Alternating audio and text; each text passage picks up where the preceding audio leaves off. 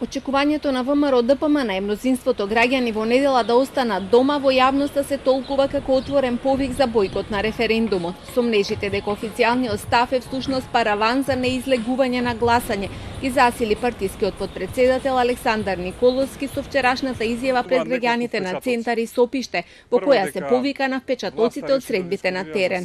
Волјата е јасна, е забележителна, значаен дел од граѓаните се против договорот, најголем дел одлучуваат да остануваат дома и тоа е оно што го очекуваме во недела.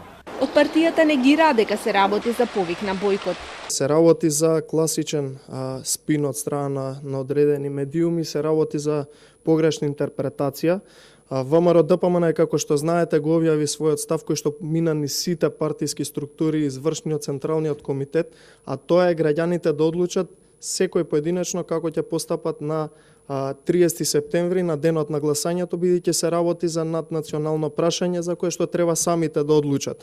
Николовски, како и партискиот председател, одбива да каже како ќе постапи на референдумот. Објаснувањето и на двајцата е дека не сакаат да влијаат врз гласачите, иако постојано даваат двосмислени изјави во јавност. Во меѓувреме, пратеничката група, како и членовите на извршниот и централниот комитет, излегуваат во јавноста со различни ставови. Едни отворено повикуваат на бојкот, други се за гласање против, додека трети се воздржани.